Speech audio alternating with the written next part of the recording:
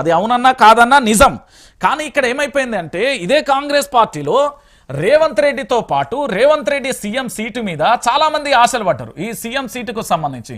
దీంట్లో ప్రధానంగా కూడా ఉత్తమన్ ఉన్నాడు, కోమటిరెడ్డి బ్రదర్స్ ఉన్నాడు, పొంగులేటి ఉన్నాడు, దాంతోపాటు ఇట్లా చెప్పుకుంటూ పోతే మా సీతక్క కూడా కనున్నది, దాంతోపాటుగా ఇంకా పోతే చాలా మంది పేర్లు కూడా ఉన్నాయి. నేను ఎందుకు చెప్తున్నా అంటే ఈ విషయం, దామోదర్ రాజనరసింహ ఉన్నాడు, దాంతోపాటు బట్టి విక్రమార్క ఉన్నాడు ఉప ముఖ్యమంత్రి.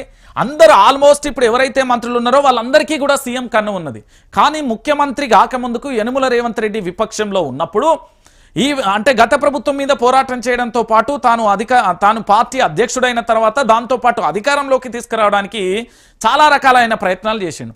కానీ ఏమైపోయిందంటే సీఎం సీట్ వచ్చిన తర్వాత రేవంత్ రెడ్డిని ఓర్చే పరిస్థితి లేదు. అసలు సీఎం కాకముందు కూడా కాంగ్రెస్ పార్టీ అధ్యక్షుడైనప్పుడు కూడా ఈ వర్గం ఎక్కడా కూడా తనను కనీసం కూడా ఆదరించిన పరిస్థితి లేదు.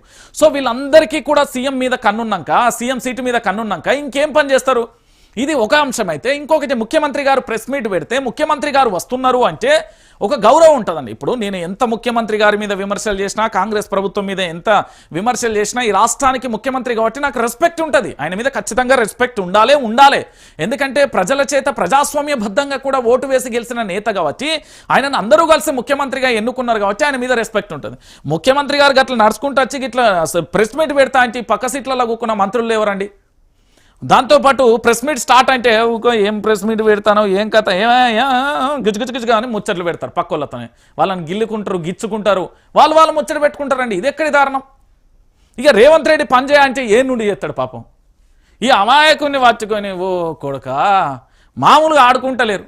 ఒక్కొక్కరు ఒక్కొక్క రకం. ఇది చూడు పాపం ముఖం చూడు ఎంత అమాయకంగా ఉన్నా. ఏడుపు ఒక్కటే తక్కువ ఉన్నది మా అన్నకు. ఊకో అన్న ఏడవక అట్లా అయిపోయింది ఈరోజు.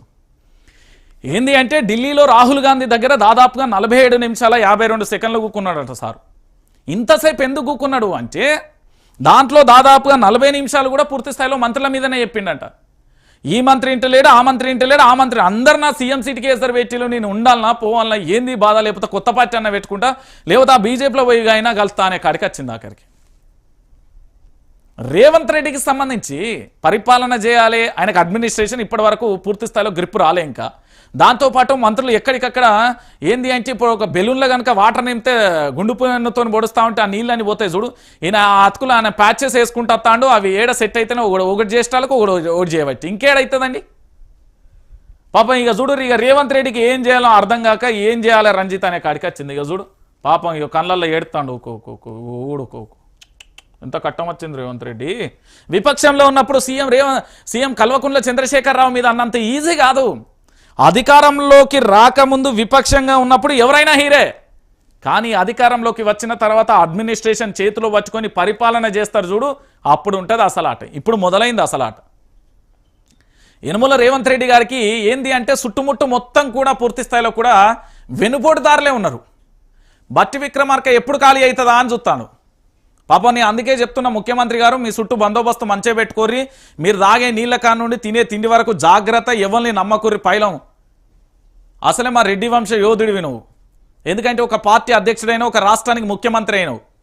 దాంతోపాటు ఇంకొక విషయం ఏంటంటే నీ పక్కనే బట్టి విక్రమార్క ఉన్నాడు. నువ్వు ఎప్పుడు అటు జరుగుతావో అలా కూకుందామని చూస్తాడు. ఉత్తమ్ కుమార్ రెడ్డి అదే పని ఉన్నాడు, కోమటిరెడ్డి బ్రదర్స్ అదే పని ఉన్నారు, పొంగులేట్ అయితే ఇంకా మొత్తం కర్షిపేసే కూకుందామని చూస్తున్నాడట. ఇట్లా రకరకాలుగా ఉన్నారు. ఈయన బాధ ఎవరికి చెప్పాలి? సీతకచ్చిన కట్టం వచ్చింది మా ముఖ్యమంత్రి యనుమల రేవంత్ రెడ్డికి. ఈ పోరాటం దేనికోసం అంటే పాపం ముఖ్యమంత్రి పీఠం కావాలి. ఒక రివ్యూ పెడతాడండి పాపం రేవంత్ రెడ్డి. రివ్యూ పెట్టిన తర్వాత ఆ ప్లేట్ల బిస్కెట్లు ఉన్నాయి, నన్ను ఏంది సాయన ఏదో వస్తుంది ఆడ కూకున్నాక వచ్చింది, నన్ను దాక్కుంటా వాళ్ళందరితోనే రివ్యూ పెట్టేసి పేపర్లు పట్టుకొని పాపం ఆయన సీరియస్గా కూడా చెప్తా ఉంటాడు. మనం ఇట్లా చేయాలి, ఈ హామీని ఇట్లా అమలు చేయాలి, దాన్ని అట్లా చేస్తా అంటే అక్కడ ఒక మంత్రి ఏమో ఫోన్ మాట్లాడతాడు, ఈ పక్క మంత్రి ఏమో వాళ్ళిద్దరు గుయ్య పెట్టుకుంటాడు. ఈయనేమో పూర్తి స్థాయిలో ఏదో ఆర్ట్ బొమ్మేసుకుంటాడట. ఇక ఈ పక్కన కూకున్న ఆయన ఏంది పూరా స్థాయిలో లోపడిపోయిన తర్వాత సీసీ కెమెరా చెక్ చేస్తే గీది కథ. ఇక ఈయనని ఏం చేయంటారు? ముఖ్యమంత్రి యనుమల రేవంత్ రెడ్డి ఏం చేయాలిగా? కేవలం పేరుకు మాత్రమే ముఖ్యమంత్రి యనుమల రేవంత్ రెడ్డి, కానీ ఏంది అంటే పని చేపిస్తలేరు. ఇప్పుడు ఒక పేపర్ ఉన్నదా, పేపర్ ఇప్పుడు తెలంగాణ రాష్ట్ర వ్యాప్తంగా కూడా మీరు చూడుర్రి, రాష్ట్ర ముఖ్యమంత్రి పరిస్థితి ఎట్లయిపోయింది అనేది కూడా నేను చెప్తా. ఎందుకంటే మీరు ఎక్కడన్నా చూడరు, తెలంగాణ ప్రాంత బిడ్డలారా, తెలంగాణ ప్రాంత ప్రజలారా, ఇగో మా ముఖ్యమంత్రికి సంబంధించి ఇది మా ముఖ్యమంత్రి గారికి సంబంధించిన పరిపాలన. ఈ ముఖ్యమంత్రి గారికి సంబంధించిన పరిపాలనలో భాగంగా పూర్తి స్థాయిలో కూడా ఇది పూర్తి స్థాయిలో కూడా జరుగుతున్న పరిణామాలలో సరే ఇది పూర్తిగా కూడా మీరు ఒక అల్ల పేపర్ ఉండి వేరేది అయితే ఒకసారి చూడురి ఎంత ఘోరమైపోయిందంటే తెలంగాణ ప్రాంత ప్రజలారా ఘోరమైన పరిస్థితిని ఎదుర్కొంటున్న పరిస్థితి కనబడుతుంది.